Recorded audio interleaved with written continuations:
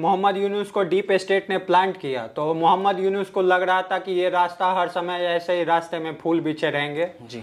पर अब उनको कांटे पर चलने की अब आदत डाल लेनी चाहिए और अब उनको चलना पड़ेगा कांटे पर। अब जो हमारा जो फंडिंग है अब तो ये तो रुकने वाला है जी, क्योंकि जो उनके दो गॉडफादर थे, एक जो बाइडन और जो दूसरे जॉर्ज सोरोस जी, और बीच में चमचा का रोल इधर से आईएसआई कर रहा था पाकिस्तानी जी जी। इन तीनों की गठबंधन सिट्टी पिट्टी गुम हो गई क्योंकि वहां पर डोनाल्ड ट्रंप आ गए। तो उनका ये एक प्लान था कि जुम्मे की नमाज के बाद जो ढाका में आर्मी हेडक्वार्टर है हम उस पर जाकर अटैक करें। ये बख्तरबंद गाड़ियां और टैंक बांग्लादेश की ढाका में आज से पहले लगभग वही 1971 के टाइम पे दिखी। बांग्लादेश की जो आर्मी है वो प्रो शेख हसीना है, उसके जो आर्मी चीफ है वो प्रो शेख हसीना है और अब जो बाइडेन के जगह डोनाल्ड ट्रंप है। डोनाल्ड ट्रंप ने बोल दिया कि जो भी होगा अब नरेंद्र मोदी डिसाइड करेंगे, मतलब जो भी फॉरेन इन्फ्लुएंस होगा बांग्लादेश में। मुस्लिम डोमिनेंट कंट्री में जमाते इस्लाम जैसे पार्टी को बैन करना मतलब कहाँ तक पॉसिबल है। जैसे इंडिया ने पीएफआई को बहुत सारे स्टेट में ऑलमोस्ट एवरी पार्ट में बैन कर रखा है। स्टेबल गवर्नमेंट हो जो बांग्लादेश के लिए कुछ अच्छा करे ताकि इस रीजन का, बांग्लादेश का अच्छा होगा, साउथ एशिया का भी अच्छा हो, क्योंकि इंडिया का एक नेबर है। अगर आपके पास में कट रहे होंगे लोग, मर रहे होंगे लोग, तो आप शांति से सो नहीं पाए। मतलब डीप स्टेट फंडिंग काट दो और कट्टरपंथी मानसिकता को दबा दो, खत्म कर दो। यही फॉर्मूला है, यही फॉर्मूला। नमस्कार दोस्तों, आप सभी का पुनः स्वागत करता हूं आपके अपने चैनल द डेमोक्रेटिक न्यूज पर। मैं नीतीश सिंह और हमारे साथ मौजूद है बातचीत करने के लिए शुभम जी। नमस्कार, और हमारे दर्शकों को भी नमस्कार है जी। आज जो हमने टॉपिक चुना है पॉडकास्ट के दूसरे एपिसोड के लिए वो है बांग्लादेश। हमने जैसा कि आपको बताया था कि हम जियोपॉलिटिक्स को पूरी तरीके से कवर करेंगे। तो इंडिया का जो एक one of the main neighbours है बांग्लादेश, जहां पे कुछ महीनों पहले शुभम जिस तरह से मिलिट्री कूप की गई थी, मतलब जनता को आगे रख के, स्टूडेंट को आगे रख के उनके पीछे एक बहुत बड़ी साजिश की गई थी, जिसमें हमने देखा था कि किस तरह से वहां के पूर्व प्रधानमंत्री शेख हसीना को आनन फानन में अपने देश छोड़ भारत में आके शरण लेना पड़ा था। और शायद अभी तक बताया जा रहा है कि वो भारत में ही मौजूद है। लेकिन ऐसा ही कुछ सिचुएशन जो है फिर से बनता हुआ दिख रहा है। जी हाँ, वो मोहम्मद यूनुस जिन्होंने शपथ ली प्रधानमंत्री की, जब शेख हसीना को वहां से निकाला गया, आज उनके खिलाफ ही साजिश रचा जा रहा है। और इस साजिश के पीछे में बांग्लादेश की आर्मी है या फिर से कोई डीप स्टेट, जिसकी बात आम सोशल मीडिया पे सब तरह हो रही थी। जैसे कि आपने देखा भी होगा कि किस तरह से फॉरेन पावर इसमें इन्वॉल्व थे बांग्लादेश को अनस्टेबल करने के लिए, क्योंकि वो साउथ एशिया में एक अपना बेस ढूंढ रहे थे जो उनके इशारों पे घूम सके, नाच सके, उनके मतलब वो जो बोले वो करे। लेकिन अभी फिर से मोहम्मद यूनुस, जो मुझे लगता है हार्डली 5 महीने हुए हैं, फिर से इस तरह की जो साजिश हो रही है। क्या लगता है शुभम, इसके पीछे क्या माजरा, क्या है सारा गेम, थोड़ा बताइए आप। जी, आपने बिल्कुल सही कहा है कि जो मोहम्मद यूनुस हैं उनको डीप स्टेट ने ही प्लांट किया था शेख हसीना को हटाकर जी। लेकिन जब मोहम्मद यूनुस को डीप स्टेट ने प्लांट किया तो मोहम्मद यूनुस को लग रहा था कि ये रास्ता हर समय ऐसे ही रास्ते में फूल बिछे रहेंगे जी। पर अब उनको कांटे पर चलने की अब आदत डाल लेनी चाहिए और अब उनको चलना पड़ेगा कांटे पर जी। क्योंकि अगर आप देखें तो जब कुछ मंथ पहले प्रधानमंत्री मोदी जब यूएस गए थे और डोनाल्ड ट्रंप से मिले थे जी, तो तब डोनाल्ड ट्रंप ने व्हाइट हाउस में बोला था कि अब मोदी जी ही बांग्लादेश को संभालेंगे जी, अब हमें उसमें अपना हाथ नहीं डालना है। अच्छा, तो आप अगर इस चीज को, हिस्ट्री को देखें तो जो फॉरेन पावर थी वो कभी भी शेख हसीना को नहीं चाहती थी बांग्लादेश में, क्योंकि वो लोग सोचती थी कि शेख हसीना को इंडिया ने ही प्लांट किया है और वो इंडिया की कठपुतली है। पर ऐसा नहीं था जी। शेख हसीना एक दिग्गज नेता थी जो कि बांग्लादेश को लीड कर रही थी और एक टाइम पे आपको पता होगा कि एशिया की इमर्जिंग इकोनॉमी बन चुकी थी बांग्लादेश जी जी। पर जब से ये आए हैं, इनके जो मोहम्मद यूनुस जो आए हैं, उनको जब से प्लांट किया है, चाहे वो पाकिस्तानी की आईएसआई हो या फिर अमेरिका में जिनको हम बोलते हैं जॉर्ज सोरोस जी, वो भी, उनका भी बहुत बड़ा हाथ था इनके पीछे फंडिंग में जी। तो जब से वो आए हैं तब से आप देख सकते हैं कि कैसे उन्होंने बेड़ा गर्क कर दिया है बांग्लादेश की इकोनॉमी को जी। तो शुभम, जिस तरह से बांग्लादेश में एंटी इंडिया गवर्नमेंट स्टैब्लिश की गई, ऐसा बोलते हैं, और ये सारा चीज तब हुआ जब वर्ल्ड के जो सुपर पावर यूएस, जहां पे बाइडेन एडमिनिस्ट्रेशन चल रहा था, लेकिन वहां पे एडमिनिस्ट्रेशन चेंज होते ही वहां के प्रेसिडेंट का सीधा सीधा बयान आता है कि बांग्लादेश इंडिया का नेबर है और इंडिया डिसाइड करेगा। इंडिया उस काबिल हो चुका है कि वो साउथ ईस्ट एशिया और सेंट्रल एशिया जो भी है वहां पे वो अपना डिसीजन ले सकता है, वो उस लायक बन चुका है। तो जो थर्ड वर्ल्ड ऑर्डर कंट्री की जो बात होती है वो तो इससे प्रूव हो रही है। लेकिन जो बांग्लादेश की जो वर्तमान सरकार और जो आर्मी है, जो मोहम्मद यूनुस, जो इंडिया को मतलब भारत और मोदी को मतलब एक मौका नहीं छोड़ते थे कोसने के लिए, मतलब हर कहो तो दूसरा पाकिस्तान बन गया था बांग्लादेश पिछले 5-6 महीने में। लेकिन ऐसा अचानक क्या हुआ कि मोहम्मद यूनुस जो वहां के अभी प्रधानमंत्री हैं, वो मोदी और भारत के घुटनों पे आके गिर रहे हैं कि हमें उनसे मिलना है, हमें उनसे बातचीत करना है। और ये बातचीत वो करेंगे कैसे, क्योंकि मोदी सरकार के तरफ से या इंडियन गवर्नमेंट के तरफ से तो अभी कुछ वैसा हुआ नहीं है, लेकिन सोशल मीडिया पे कुछ दिखाया जा रहा है, कुछ इंटरनेशनल फोरम्स हैं जहां पे कुछ सबमिट होने वाले हैं, वहां पे वो दोनों मिल सकते हैं। तो ऐसा क्या मतलब क्या है, हकीकत क्या है?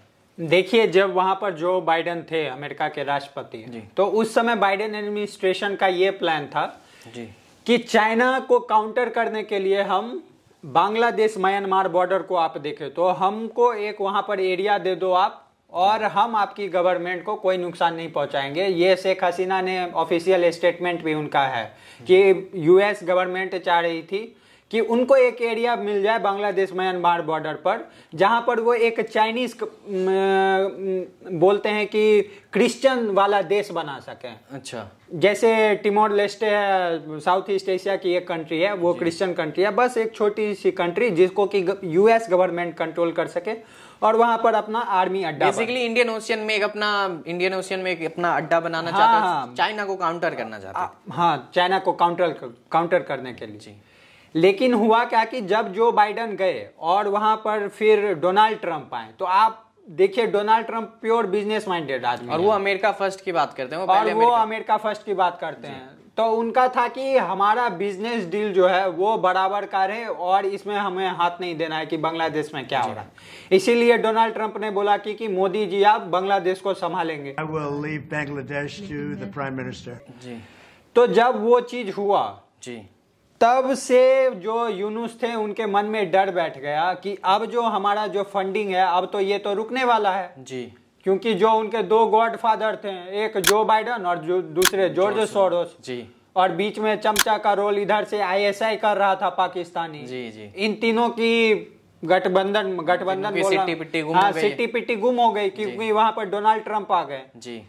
तो जब वहां पर डोनाल्ड ट्रंप आए तो जो अभी के जो वहां पर आर्मी चीफ है बांग्लादेश के, उनकी जो थी शेख हसीना के साथ बहुत ही अच्छे संबंध थे। अच्छा जी, जनरल वकर उज्जमान उनका नाम है जी जी।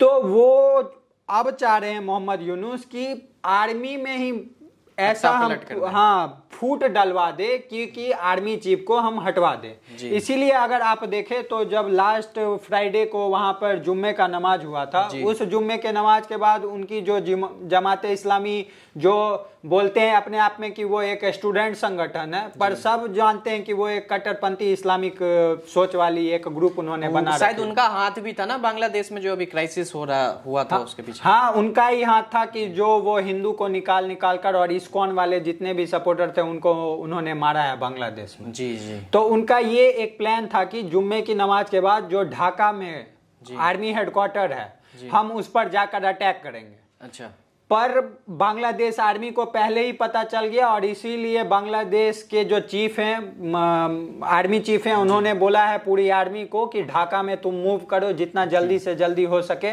और अगर आप मूवमेंट का उनका स्ट्रक्चर भी देखें तो पूरा वो बख्तरबंद गाड़ियां लेकर जा रहे हैं, गन है उनके हाथ में। बांग्लादेश की ढाका के रोड पर टैंक उतर चुकी है जो कि अगेंस्ट नेशन हो गया, ऐसा कुछ है। जी हाँ, एकदम लग रहा है कि जो इंटरनल रिवेलियन टाइप का होता है वो एकदम, ये सारा दृश्य तो हम लोग लास्ट बार 1971 में बांग्लादेश में देखे थे कि जब ढाका के गलियों में टैंक जा रही है, बख्तरबंद गाड़ियां जा रही है। ये बख्तरबंद गाड़ियां और टैंक बांग्लादेश की ढाका में आज से पहले लगभग वही 1971 के टाइम पे दिखी थी जी। तो इसीलिए जो आर्मी चीफ है वहां पर, जब शेख हसीना को वहां से हटाया भी गया था तो जो टेम्पररी प्राइम मिनिस्टर का जो जगह इनको मिला था वो उनको वो देना नहीं चाह रहे थे। तो खटपट जो है आर्मी चीफ और इनके बीच में वो तभी से चली आ रही है जी। तो लेकिन फिर ये सब तो चल रहा है कि खटपट हो रही है उस आर्मी के, मतलब सीधा सीधा इसका मतलब ये है कि आर्मी जो बांग्लादेश की जो आर्मी है वो प्रो शेख हसीना है, उसके जो आर्मी चीफ है वो प्रो शेख हसीना है। और अब जो बाइडेन के जगह डोनाल्ड ट्रंप है। डोनाल्ड ट्रंप ने बोल दिया कि जो भी होगा नरेंद्र मोदी डिसाइड करेंगे, मतलब जो भी फॉरेन इन्फ्लुएंस होगा बांग्लादेश में। तो Narendra Modi obviously pro democracy की बात करेंगे और शेख हसीना जो है बहुत अच्छे तरीके से एक डेमोक्रेटिक कंट्री जैसे चलता है वैसे बांग्लादेश को चला रही थी। और यही रीजन है कि इंडिया को भी पीछे करके बांग्लादेश जो है एक टाइम पे one of the most emerging economy south Asia में बना हुआ था। तो लेकिन इन सब के बाद अचानक से मोहम्मद यूनुस जो है वो मोदी को क्यों ढूंढने लगे भाई? हालांकि ढूंढ तो उनको लेना चाहिए बहुत पहले, अभी तक 3-4 चक्कर लगा लेना चाहिए था भारत का, लेकिन अब अचानक से ढूंढ रहे हैं। तो वो तो समझ में आ रहा है क्यों ढूंढ रहे हैं, लेकिन कैसे मिलेंगे, कहां मिलेंगे नरेंद्र मोदी मोहम्मद यूनुस को? कुछ बताइए इस पे। देखिए आपने सही बोला कि उनको मोदी को पहले ही ढूंढ लेना चाहिए था और अभी तक 3-4 बार मिल भी लेना चाहिए था। पर वो पहले मिले हैं किससे? वो मिले शहबाज शरीफ से मिल लिए, जस्टिन ट्रूडो से मिल लिए, शी जिनपिंग चाइनीज के जो हैं उनसे जाकर मिल लिए वो, लेकिन अभी तक मोदी जी से नहीं मिले। पर अब जब उनको लग रहा है कि अब उनका गर्दन कटने वाला है तब वो मोदी जी को खोज रहे हैं। लेकिन इनकी अकड़ देखिए अभी भी इतनी है कि वो मोदी जी से 1 to 1 बात नहीं करना चाहते जी। वो उनसे मिलना चाहते हैं जाकर बिम्स्टेक में। अच्छा, ये बिम्स्टेक मतलब थोड़ा बताइए हमारे दर्शक को। जी हाँ, ये बिम्स्टेक है जो मेनली देखिए बिम्स्टेक का आपको वर्ड से ही पता चल जाएगा कि बी का मतलब है बे ऑफ बंगाल। अच्छा। और आई से इंडिया, मतलब इंडिया, म्यांमार, श्रीलंका, बांग्लादेश और थाईलैंड की ये एक ग्रुप है जो कि मैरीटाइम बिजनेस होता है, जिनका बंगाल की खाड़ी से ही बिजनेस होता है जी। अब उसमें नेपाल और भूटान को भी ये लोग देते हैं, भले नेपाल भूटान लैंडलॉक कंट्री है लेकिन इंडिया की इन्फ्लुएंस के कारण वो नेपाल और भूटान को भी अब इसमें रखते हैं जी। तो बिम्स्टेक का मीटिंग होने जा रहा है 3 और 4 अप्रैल का थाईलैंड में जी। तो आप जैसे देखते होंगे कि G20 में बहुत सारे बड़ा मीटिंग हो रहा है तो उसमें कोई लीडर एक बार आकर मिल लिया, जैसे साइड लाइन मीटिंग जो बेसिकली न्यूज़पेपर वगैरह में साइड लाइन मीटिंग, या जैसे हम लोग शादी में भी कोई रिश्तेदार आते तो ठीक है हाल चाल पूछ लेते। हाँ, मतलब शादी में सब आ रहे होंगे उनसे तो मुलाकात हो ही जाएगा, चलो भाई शादी में अटेंड कर लेते हैं, उसी तरह से। हाँ, तो जी इनका इतना अकड़ है अभी भी कि ये मोदी जी से 1 to 1 मीटिंग नहीं कर रहे हैं, ये साइड लाइन मीटिंग कर रहे हैं जाके।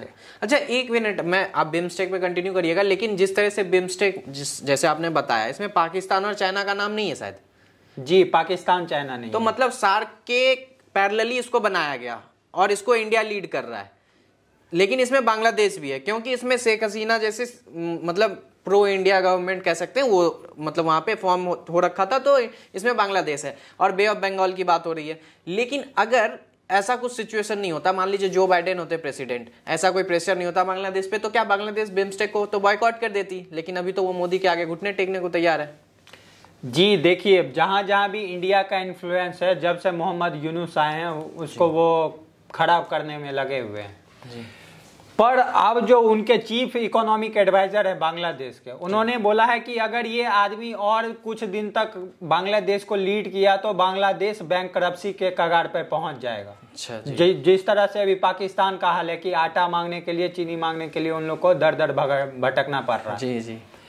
और ये एक यही होता है ना कि अगर आपको एक शेख हसीना जैसी लीडर हैं जो पढ़ी लिखी हैं, जिन्होंने इतने साल से देश को चलाया है जी, तो कैसे देश चलाया जाता है वो उस चीज को जानती हैं। आप एक सडनली एक आदमी को उठाकर आप कहीं पर प्लांट कर रहे हैं जिसको देश चलाने का हल्का भी तजुर्बा नहीं है। वो देखिए ना, आते आते उन्होंने बांग्लादेश टेक्सटाइल इंडस्ट्री को वो बोल रहे हैं कि बंद कर देंगे, जबकि बांग्लादेश की इकोनॉमी इसी पर डिपेंडेंट है आई थिंक। जी हाँ, जैसे मिडिल ईस्ट की पूरी इकोनॉमी तेल पर डिपेंडेंट है, वैसे ही बांग्लादेश की जो मेजर चंक ऑफ मनी उनकी जीडीपी में जाती है वो टेक्सटाइल से जाती है जी। और जो भी इंसेंटिव देती थी सरकार उनकी टेक्सटाइल इंडस्ट्री, मतलब ये तो मतलब लगता है कोई पागल ही होगा तो ऐसा करेगा, मतलब कि मतलब क्या, मतलब इसके पीछे क्या लॉजिक, क्या बात सोचा होगा उस इंसान ने कि मतलब टेक्सटाइल इंडस्ट्री को ही बैन कर दो। मतलब भाई जिससे तुम्हारा देश चल रहा है, जिससे तुम खा रहे हो, जिससे तुम हथियार खरीद के चलवा रहे हो, तुम उसी को बंद करने की बात करो। शुभम, ये सब तो हो गया, लेकिन आपको क्या लगता है अगर नरेंद्र मोदी से मुलाकात होती है, कुछ कॉम्प्रोमाइज होता है, तो इंडिया मतलब एज अ ग्लोबल लीडर अपने आप को देख रहा है और इस इंडिया की नेबर्स की बात हो रही है बांग्लादेश की, तो इंडिया क्या मतलब क्या ऑप्शंस होंगे? क्या वो शेख हसीना को वापस रीप्लांट करने में शेख हसीना की हेल्प करेंगे, जो करना चाहिए क्योंकि वो बेहतर तरीके से बांग्लादेश को चला रही थी? और अगर रीप्लांट कर पाते हैं तो वहां पे जो कट्टरपंथी मानसिकता जो पनप चुकी थी, जिसकी वजह से शेख हसीना को अपने देश को छोड़ के भागना पड़ा, उसके साथ कैसे बांग्लादेश की जो सरकार आने वाली है वो डील करेगी और इंडिया उसमें किस तरह का सहयोग करेगा? जी देखिए, सबसे पहली बात तो है कि वो मोहम्मद यूनुस मोदी से मिले या फिर ना भी मिले, उनको अब बांग्लादेश से हटना ही पड़ेगा। और जहां तक मुझे दिख रहा है, जो ऐसे कंट्री में होता है जब कूप होता है तो ऐसे लीडर को आप डायरेक्ट उठाती है आर्मी और उनको जेल में डाल देती है। अच्छा, तो इनके पास अब कोई ऑप्शन नहीं बचा है, क्योंकि आप उस आदमी से लड़ रहे हैं जो कि आर्मी का चीफ है, आप उसी को हटाने की बात कर रहे हैं। और किससे मिलकर हटाने की बात कर रहे हैं? आपके पीछे ISI का हाथ है, पाकिस्तान एजेंट का हाथ जो खुद बैंक करप्ट हो रखी है, जो खुद बैंक करप्ट हो रखे हैं जी।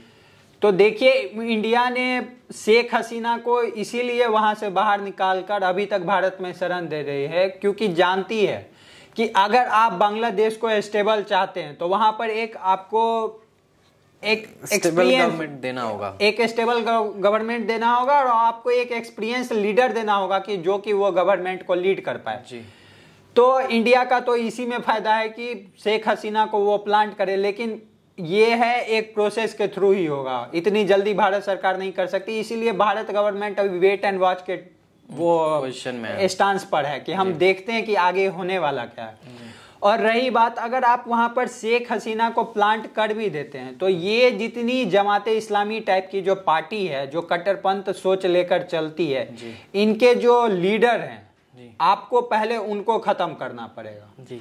जिस दिन आप उनके इसको खत्म कर देंगे और उनकी जो फंडिंग आ रही है डीप स्टेट से, आप उसको खत्म कर देंगे जी, तब ये चीज जाकर फाइनली खत्म। मेजॉरिटी पॉपुलेशन जो है बांग्लादेश में वो मुस्लिम की है, तो मुस्लिम डोमिनेंट कंट्री में जमात इस्लाम जैसे पार्टी को बैन करना मतलब कहाँ तक पॉसिबल है? जैसे इंडिया ने PFI को बहुत सारे स्टेट में ऑलमोस्ट एवरी पार्ट में बैन कर रखा है, कहीं एक दो जगह हटा दे, तो मतलब बांग्लादेश में कहाँ तक पॉसिबल लगता है, मतलब क्या ये हो पाएगा? क्योंकि क्या मुस्लिम शेख हसीना का सपोर्ट करते हैं या फिर सारे के सारे मुस्लिम शेख हसीना के खिलाफ हैं, या फिर बस कुछ चंद लोग हैं जो दंगे में दिखे हमें आगे उग्रवाद के रूप ले, मतलब शेख हसीना के घर में घुसे और अभद्र तरीके जो भी वीडियो हमने देखा वो सब चर्चा का विषय अब नहीं है, लेकिन क्या मतलब उसको करना पॉसिबल है? जमाते इस्लाम जैसे संगठन को बैन करना बांग्लादेश में पॉसिबल है?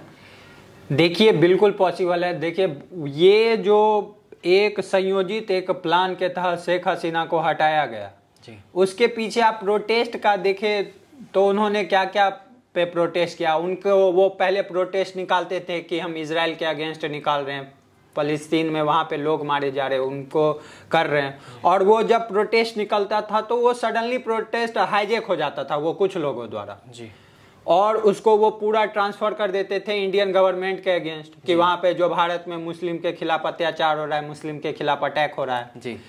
तो अगर जो आप ये जो मेजर लोग हैं जो प्रोटेस्ट को हाईजैक करते हैं, आप इसको एलिमिनेट करने में सक्सेसफुल हो जाते हैं। और जो बाहर से फंडिंग, मेन कोई प्रोटेस्ट तभी होता है, सपोर्ट तभी मिलता है जब उनके पीछे एक बहुत बड़े किसी पार्टी का हाथ रहता है और उनको फंडिंग कंटिन्यू। हाँ, एज फॉर एग्जांपल इंडिया में देख सकते हैं किसान आंदोलन, जिसमें मतलब कहीं ना कहीं कनाडा से फंड आ रही थी। ये जो CA NRC का जो 2020 के समय जो प्रोटेस्ट हुआ था, अभी वक्फ बोर्ड पे कुछ प्रोटेस्ट जो है पनप ही रहे हैं, उसमें भी कहीं ना कहीं फंडिंग है, तब तो लोग आ रहे हैं अपना काम वाम छोड़ के, कोई अपना रोजी रोटी छोड़ के, क्योंकि जो प्रोटेस्ट करने आता है वो कोई साहिबजादा का बेटा नहीं होता है, वो नॉर्मल लोग होते हैं।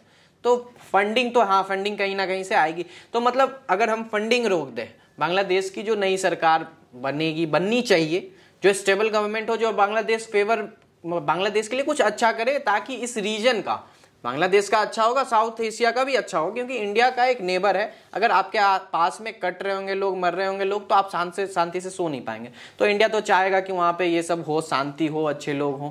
तो मतलब डीप स्टेट फंडिंग काट दो और कट्टरपंथी मानसिकता को दबा दो, खत्म कर दो। यही फॉर्मूला है, यही फॉर्मूला है। और इसके मुझे नहीं दिखता है कि और कोई भी हो सकता है, क्योंकि आप एक जो मेजर पॉपुलेटेड कंट्री है बांग्लादेश भी, आप पूरे देश को कंट्रोल नहीं कर सकते जी। आप जो ये कुछ चंक ऑफ हैं जो कि पूरे देश को बर्बाद कर रहे हैं, आपको इनको हटाना पड़ेगा पहले जी।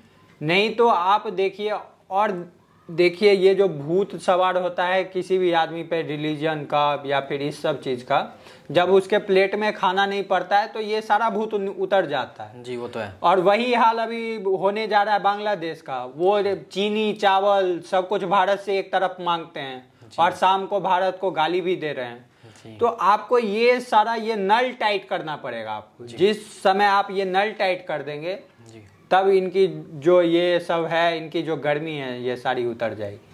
तो ठीक है दोस्तों, आपने सुना शुभम और हमारी बीच की जो बातचीत। शुभम ने जो रिसर्च करके जो भी कुछ आपके सामने रखा, बांग्लादेश पे जो भी अपडेट्स है उन्होंने आपके सामने बाखूबी तरीके से रखा। आप इसको सुनिए। मुझे नहीं लगता है कि अगर आप बांग्लादेश पे कुछ जानकारी लेना चाह रहे हैं तो इस वीडियो के अलावा आप कहीं जाने की जरूरत है। और जियोपॉलिटिक्स पे हम लगातार इसी तरह का एपिसोड्स लाते रहेंगे और आपको जियोपॉलिटिक्स के हर एक जो गर्म ताजा मुद्दा होगा, जो कहते हैं ना एकदम पक रहा होगा, उसे हम आपको आपके सामने परोसेंगे। और आप इस वीडियो को अगर देखते हैं और हमारे चैनल को सब्सक्राइब करते हैं तो आपको जियोपॉलिटिक्स के लिए कहीं और जाने की बिल्कुल भी जरूरत नहीं है, क्योंकि हमारा सीधा सा सिद्धांत है कि जियोपॉलिटिक्स पे जो भी कंफ्यूजन है हम वो सीधा साधा करके उसे आपके सामने प्रेजेंट करें। और इसके लिए हमारे साथ शुभम आगे भी मौजूद रहेंगे। और आप लोगों की जो भी सजेशंस हो वो कमेंट बॉक्स में जरूर डालें। और आज हमने बात करी है बिम्स्टेक की, जिसपे शुभम ने कुछ